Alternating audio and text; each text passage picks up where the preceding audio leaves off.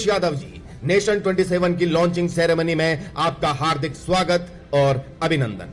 और इसी के साथ इस सेशन को अब आगे बढ़ाएंगे नेशनल हेड अभिनव पांडे और news director Washindra Mishra sir. Over to you sir. Akhilesh ji, आपका बहुत बहुत स्वागत है।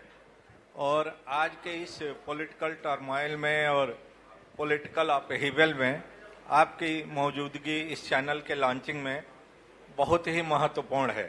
खास तौर से इस हालत में जब पूरे देश में एक विकल्पहीनता की स्थिति महसूस की जा रही है और खास तौर से एक वर्ग की तरफ से लगातार एक कोशिश हो रही है कि जनता में मैसेज दिया जाए कि इस समय देश विकल्प विहीन है, अल्टरनेटिव नहीं है, राजनीतिक कोई अपोजिशन की आवाज नहीं है।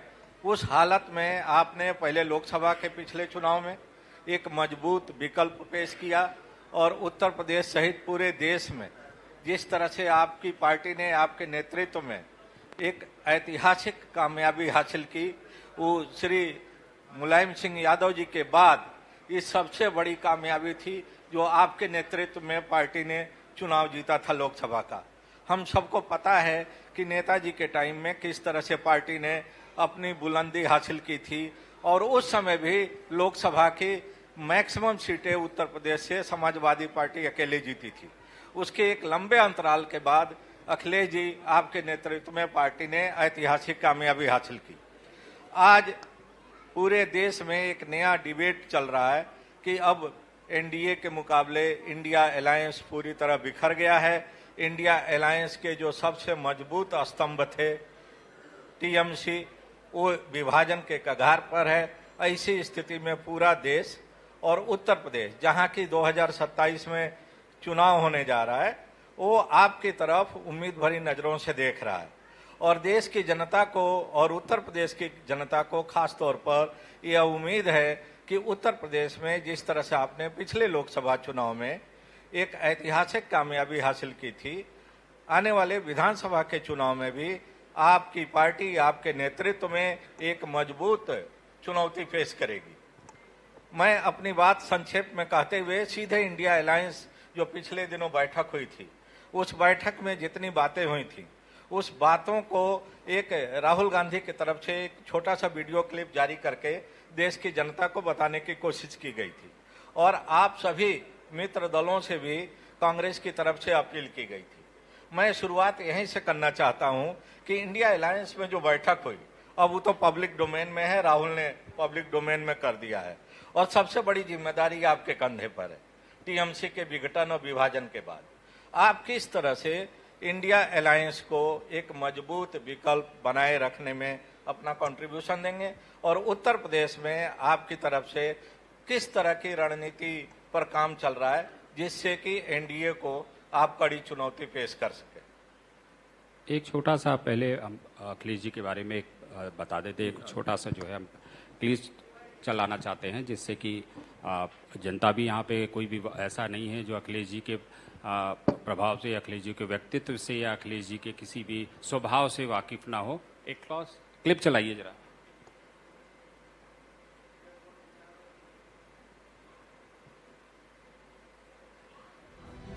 अखिलेश यादव, अध्यक्ष समाजवादी पार्टी। आप समाजवादी पार्टी के राष्ट्रीय अध्यक्ष, उत्तर प्रदेश के पूर्व मुख्यमंत्री और देश की राजनीति के प्रमुख नेताओं में से एक हैं। युवा नेतृत्व, विकासवादी सोच और जनहित के मुद्दों को मुखरता से उठाने के लिए आपकी पहचान पूरे देश में है। राजनीति में आपने एक आधुनिक और प्रगतिशील सोच के साथ अपनी अलग छवि बनाई है। मुख्यमंत्री के रूप में आपके कार्यकाल के दौरान आपने प्रदेश में शिक्षा, स्वास्थ्य और शहरी विकास के क्षेत्र में कई महत्वपूर्ण पहल की। जनता के बीच आपकी सहज पहुंच और जमीनी मुद्दों पर सक्रियता आपको एक लोकप्रिय जननेता के रूप में स्थापित करती है। समाजवादी विचारधारा को आगे बढ़ाते हुए आप लगातार किसानों, युवाओं, महिलाओं और समाज के सभी वर्गों के अधिकारों की आवाज बुलंद करते रहे हैं। आपके नेतृत्व में समाजवादी पार्टी उत्तर प्रदेश की राजनीति में एक महत्वपूर्ण भूमिका निभा रही है। नेशन 27 की लॉन्चिंग सेरेमनी में हम ऐसे अनुभवी और प्रभावशाली राजनीतिक व्यक्तित्व का स्वागत कर रहे हैं जिन्होंने अपनी राजनीतिक यात्रा और जनसेवा के माध्यम से करोड़ों लोगों का विश्वास अर्जित किया है। अखिलेश यादव जी, नेशन 27 की लॉन्चिंग सेरेमनी में आपका हार्दिक स्वागत और अभिनंदन।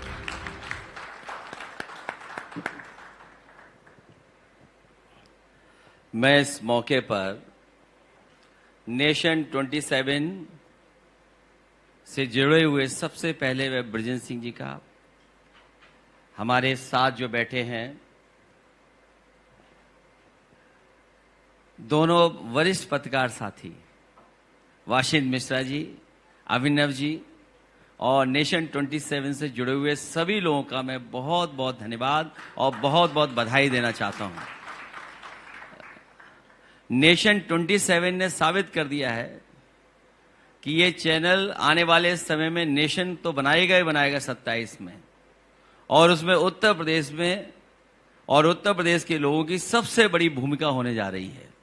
इसके लिए मैं आप नेशन 27 को बधाई दूंगा। मैं हालांकि मैं सोचता हुआ आया कि नेशन 27 एक दिन में घंटे तो 24 ही होते हैं, तो 24 घंटे के पत्रकारिता तो सभी लोग करते हैं, लेकिन हमें पूरा भरोसा है कि 3 घंटे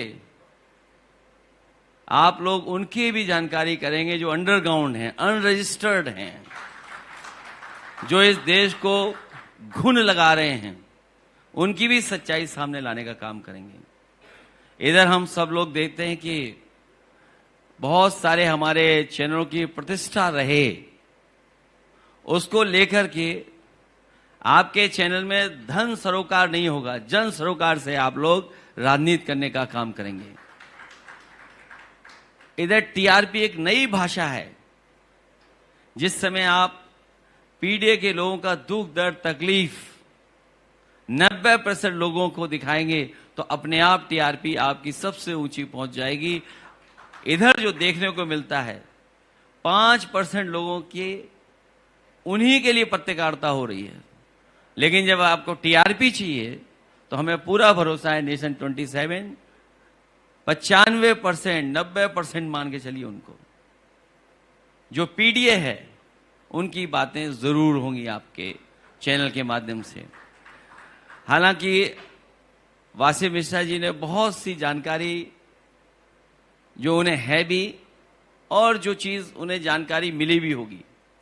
मैं पहले दिन से ये कहता रहा हूं कि उत्तर प्रदेश में ही भारतीय जनता पार्टी की शुरुआत हुई थी।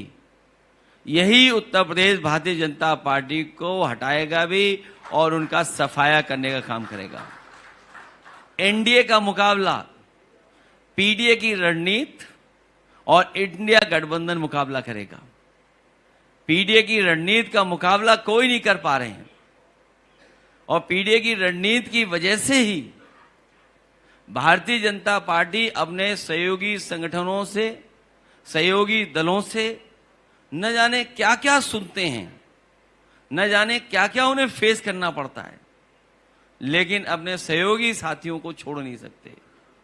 सहयोगी साथियों को झूठा सम्मान देने के लिए कई बार देखते होंगे हम, उनको बनावटी सम्मान भी दिया जाता है, बनावटी चीजें भी उन्हें पेश की जाती हैं।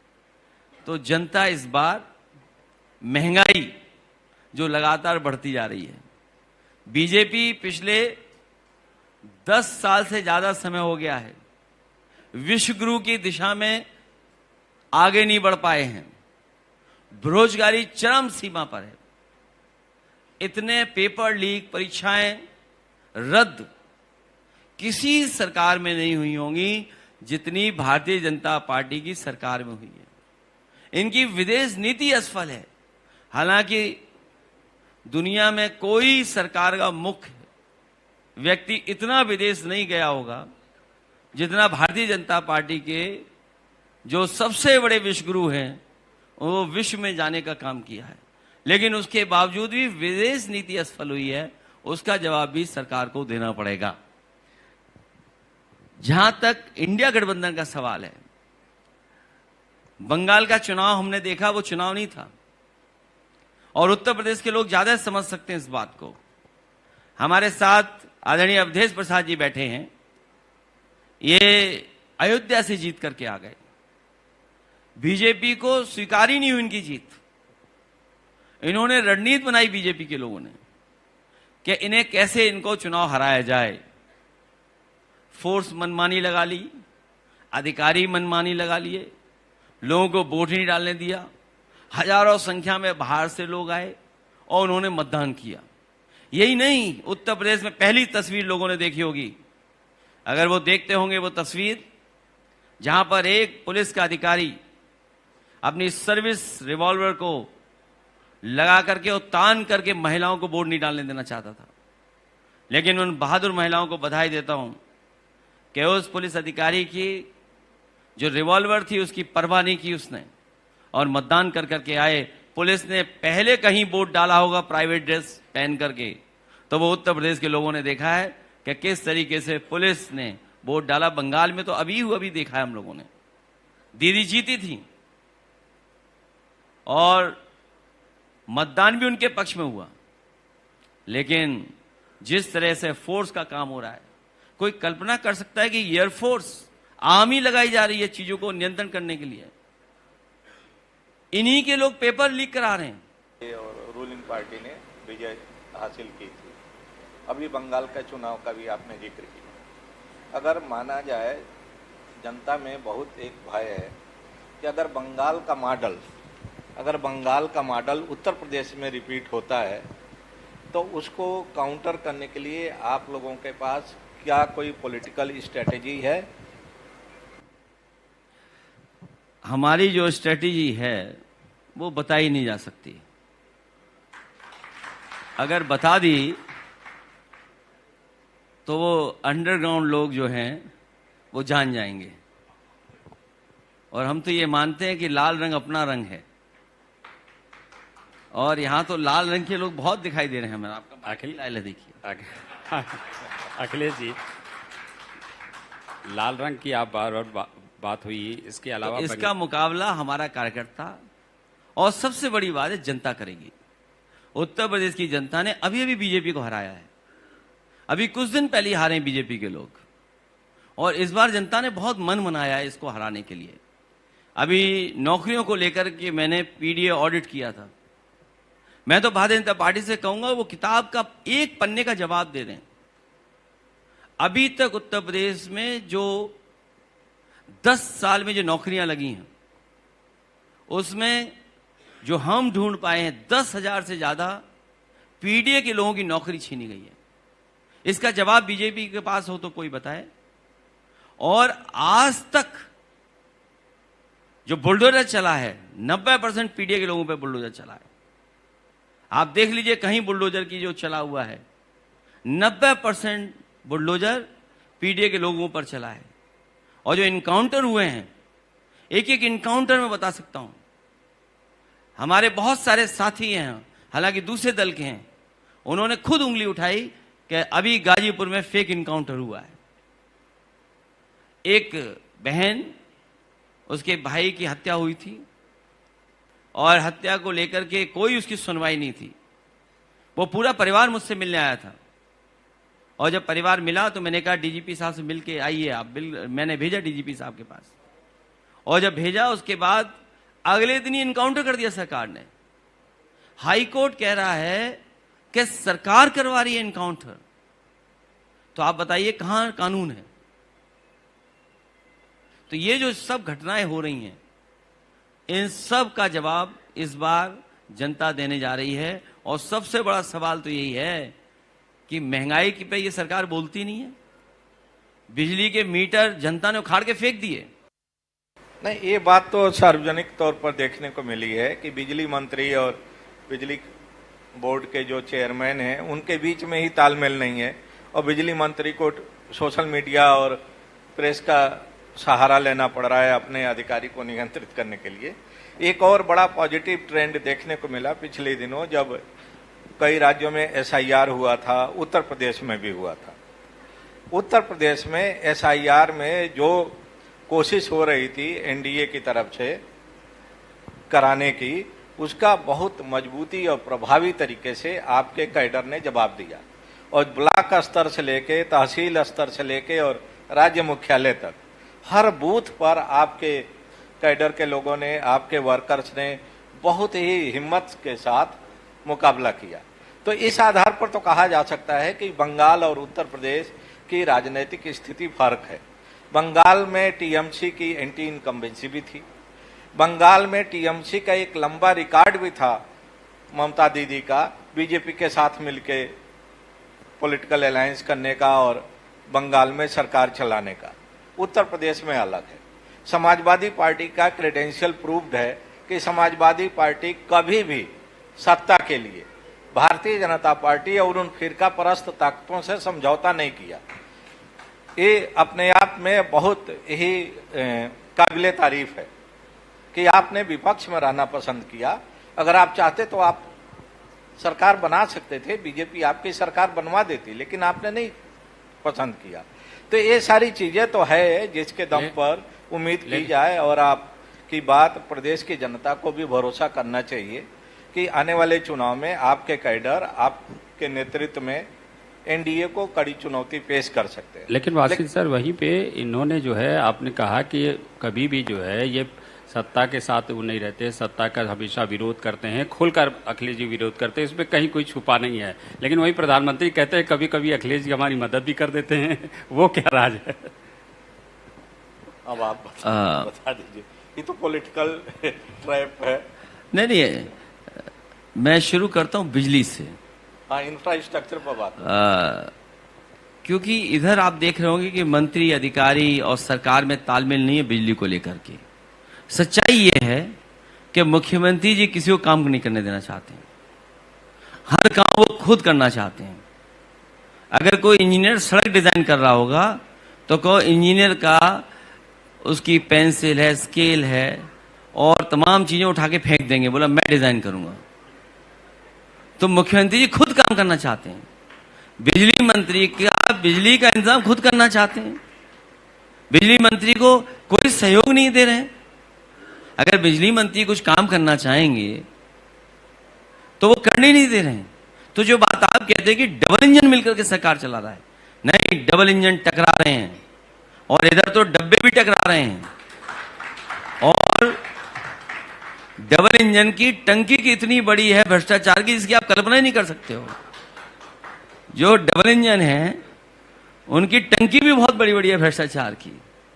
जो अभी महापाप, महाघोटाला हुआ है उसको ये फेस नहीं कर पा रहे। जल जीवन मिशन का न केवल वो, नहीं, दूसरा चढ़ावे की चोरी जो हुई है, जो महापाप हुआ है, जो महापाप और महाघोटाला हो रहा है, उसका जवाब नहीं है। और पानी की टंकी अच्छी याद दिलाई। मैंने तो कहा कि भारतीय जनता पार्टी के लोग जाए और किसी पानी की टंकी के नीचे प्रेस करें और जब प्रेस शुरू हो जाए तो कोई उसमें पानी भर दे बस। और ये बात मैंने जब प्रेस में कही तो एक दिन बरेली की खबर मैंने सुनी कि बरेली के कुछ लोग टंकी के नीचे ताश गड्डी खेल रहे थे, दहला पकड़, और किसी ने उसमें पानी भर दिया और पानी क्या भरा के वो टंकी ढह गई वहां पर। इनके भ्रष्टाचार का पानी सह नहीं कर पाई टंकी, जो भ्रष्टाचार है उसको सह नहीं कर पाई और उसका परिणाम ही हुआ कि वो टंकी गिर गई और कई घायल हो गए उसमें। लगता तो यह है कि पानी की टंकियों की पाइपलाइन लखनऊ के 5 कालीदास तक पे जुड़ी हुई है। अंदर ही अंदर पाइपलाइन भ्रष्टाचार की कालीदास तक आ रही है। और जो हमारे साथी ने कहा है, मुझे याद है प्रधानमंत्री जी को अपना पुराना समय याद आ रहा होगा जब समाजवादी सरकार थी। मुझे याद है कि समाजवादी सरकार ने एक भी प्रधानमंत्री जी का प्रोजेक्ट और दिल्ली सरकार का एक भी प्रोजेक्ट कभी नहीं रोका। अगर उन्होंने कभी कहा कि कॉरिडोर बनना है, ये जो कॉरिडोर की बातें जरूर कर रहे हैं, हालांकि इनके कॉरिडोर घपले और घोटाले के लिए बनते हैं। इनका कॉरिडोर बिना घपले घोटाले के कोई खत्म ही नहीं होता। इनके जितने कॉरिडोर हैं और ये सबकी निशानियां, सबका इतिहास मिटाना चाहते हैं। जहां हम और आप लोग यहां बैठे हैं, अयोध्या का एक बहुत पौराणिक मंदिर तोड़ दिया भगवान का, भगवान शिव का मंदिर तोड़ दिया, बुलडोजर लगा दिया। बताइए, बनारस में सैकड़ों मंदिर, और बनारस के घाट, राजमाता हमारी सबसे पूजनीय अहिल्याबाई होलकर, जिन्होंने वो घाट बनवाए थे, जिन्होंने वो स्थान सौंदर्यीकरण किया था, रेस्टोरेशन के नाम पर पूरा घाट तोड़ दिया इन्होंने, बुलडोजर चला दिया, आज अयोध्या में चला दिया इन्होंने। तो ये घपले घोटाले वाले लोग हैं। ये कॉरिडोर इसलिए बनाते हैं कि घपला कर लें इसमें, और जहां तक जो आपने कहा उसी का मैं जवाब दे रहा हूं कि कभी भी कॉरिडोर को लेकर के या वाराणसी के विकास को लेकर के अगर कोई योजना आई होगी तो उस समय समाजवादी सरकार ने पूरा सहयोग किया, भारत सरकार का सहयोग जनता का किया। आज हमारे बीच दोनों वो लोग नहीं हैं, दो बड़े नेता बीजेपी के वो हमारे बीच नहीं है, लालजी टंडन जी और श्यामदेव राव चौधरी जी, जो बनारस के बहुत ही प्रतिष्ठित और पुराने हमारे नेता थे, लेजिस्लेटिव असेंबली में सबसे सीनियर, और वो धरने पर बैठ गए। उस समय एक जिलाधिकारी हमारी सरकार के थे, उन्होंने कहा कि अगर आप इनकी बात नहीं सुनेंगे, इनकी मांग नहीं मानेंगे तो इनमें से कोई ना कोई अपनी जान दे देगा और सरकार की बहुत बदनामी होगी। मैंने उन्हें दोनों लोगों को धरने से उठवाया और धरने से उठवा करके मैंने लखनऊ बुलाया और लखनऊ में मैंने पूछा कि क्यों धरने पर आप बैठे हैं। तो उस समय के वरिष्ठ दोनों नेताओं ने कहा कि प्रधानमंत्री जी का क्षेत्र हो गया है, आप 24 घंटे बिजली करा दीजिए। मैंने कहा प्रधानमंत्री चुन गए, लेकिन हमारी शर्त केवल इतनी है कि आप उत्तर प्रदेश का बिजली का जो आवंटन है, एलोकेशन है, उसको बढ़वा देना। हमने 24 घंटे बिजली कर दी, लेकिन अभी तक उत्तर प्रदेश के बिजली का कोटा ये नहीं बढ़वा पाए डबल इंजन वाले, बड़ी टंकी वाले भ्रष्टाचारी लोग, महा घोटाला, महापाप करने वाले लोग। तो उन्हें पुराना समय याद आ रहा होगा कि किस तरीके से उत्तर प्रदेश की सरकार मदद करती थी, और ये सरकार के जो मुखिया हैं वो कहो नमस्ते भी ना करें, लखनऊ से जाते हैं तो आदाब करना भी भूल जाते हैं। इनके बड़े बड़े नेताओं को तो वो नमस्ते नहीं करते हैं, ये तो सबने देखा है। तो उन्हें अपना पुराना समय याद आ रहा होगा कि पुरानी सरकार देखो कितना सहयोग करती थी। और मुझे याद है जब जापान से क्योटो को लेकर के जो दोनों सरकारों के बीच में एमओयू हो रहा था, तो उस समय प्रस्ताव ये रखा था कि वाराणसी का और क्योटो का दोनों शहरों को एक तरीके से डेवलप किया जाएगा, सिटी दोनों के कुछ प्रोजेक्ट को शामिल किया जाएगा। तो उस समय अगर किसी ने सहयोग किया था तो समाजवादी सरकार ने किया था। हम लोगों ने तो साइन कर लिए थे सभी एमओयू, लेकिन देखिए कितना झगड़ा है डबल इंजन में कि उन्होंने क्योटो नहीं बनने दिया वाराणसी। देखिए प्रधानमंत्री जी बनाना चाहते हैं क्योटो बन जाए, लेकिन उत्तर प्रदेश के मुख्यमंत्री बनाना नहीं चाहते क्योंकि वो जानते नहीं क्योटो क्या है। हमारे मुख्यमंत्री इतने अच्छे हैं कि वो क्योटो नहीं जानते क्योटो क्या है। अब आप जो मुख्यमंत्री क्योटो न जानता हो उससे क्या उम्मीद करोगे आप। और फिर मेट्रो दी थी मेरे बनारस में कि बनारस के लोगों को भी मेट्रो मिल जाए। हमारे मुख्यमंत्री जी गए झांसी, उन्होंने कहा कि हम मेट्रो बनाएंगे झांसी में भी और गोरखपुर में भी। अभी आप देख लेना 15 दिन बाद बारिश होने जा रही है, मेट्रो तो नहीं चलेगी गोरखपुर में, वहां बोट चलेगी, नाव। और अगर ये बात नहीं सही हो तो हमारे बाद लगता है कोई आने वाला है यहां बैठेगा उनसे पूछ लेना कि नाव बनवा ली कि नहीं बनवा ली इस बार बारिश में पानी में चलने के लिए। वहां सोचिए नाला नहीं बनवा पाए, नाले नहीं बनवा पाए मुख्यमंत्री। बताइए क्या मुख्यमंत्री हैं। और बिजली का कारखाने का नाम नहीं ले पाते एक बार भी। अगर एक बार भी उनके मुंह से सुनाओ 3x660 super critical thermal plant, तो आप बताओ अगर कभी सुना हो तो इसलिए प्रधानमंत्री जी को पुरानी बात याद आ रही होगी कि किस तरीके से समाजवादी सरकार में हर प्रोजेक्ट में सहयोग मिलता था और सरकार सहयोग करती थी। एक बहुत अच्छी बात आपने कही अभी कि जो जिस विभाग का मंत्री है वो अपने विभाग का काम छोड़ के दूसरे विभाग का काम कर रहा है। जैसे हेल्थ मिनिस्टर हेल्थ न देख के वो मुंडन धर्मार्थ कार्य इसमें बिजी है। शिक्षा मंत्री शिक्षा का काम न देखे, पर्चा लीक होता है रोज, बच्चे परेशान हो रहे हैं करोड़ों की तादाद में, वो कहीं और बिजी हैं। रक्षा मंत्री एयरफोर्स लगा के एग्जामिनेशन करा रहे हैं। तो इसमें जो आपने अभी चर्चा की, अभी शेखर सुमन एक बहुत पॉपुलर फिल्म स्टार हैं, आप लोग देखते होंगे, उनका एक शो आ रहा है आजकल शेखर टुनाइट। उसमें उन्होंने बहुत अच्छी तरह इसी बात को इलेबोरेट किया था कि हमारे देश की जो सबसे विकसित सरकार है जो 2047 तक देश को विश्व गुरु बनाने जा रही है, उसके मंत्री अपना विभाग का काम छोड़ के बाकी विभागों का काम देखते हैं। जैसे उत्तर प्रदेश में बिजली मंत्री हैं, उनके पास नगर विकास का भी चार्ज है, दोनों विभागों के कर्मचारी और अधिकारी उनकी बात नहीं सुनते हैं। आपने सरकार चलाई, सिर्फ 5 साल में आपने किस तरह से इस गवर्नेंस मॉडल को आगे बढ़ाया कि इतने सारे काम हुए जो लैंडमार्क काम है, जो आज भी दिखाई दे रहे हैं। शोकेस करने के लिए उनके पास कुछ है नहीं, वो खाली गमला लगा देते हैं आपके लोहिया पथ पर और जहां जहां इंफ्रास्ट्रक्चर हुए थे। अब बाद में गमले भी उनके लोग चोरी करके लेके चले जाते हैं।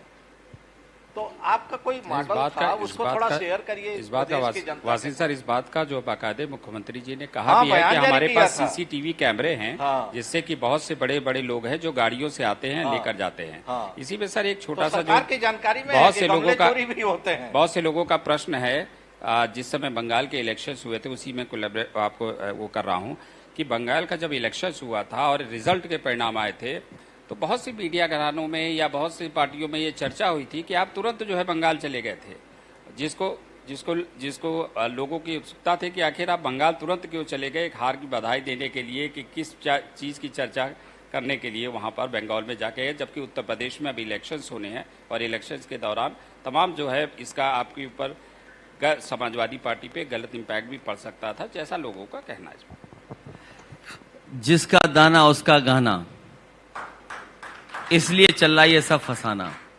जो बात आपने कहा कि जो मंत्री जिस विभाग का है वो अपना काम नहीं कर रहा, तो जिसका दाना उसका गाना, ये मुझे उम्मीद है कि नेशन 27 अपनी पूरी जिम्मेदारी निभाएगा और इन मंत्रियों का ये फसाना नहीं चलने देंगे। कम से कम ये मंत्रियों को अपने विभाग तो ठीक रखने चाहिए, और जो स्वास्थ्य विभाग है उसको खुद इलाज की जरूरत है, उसे खुद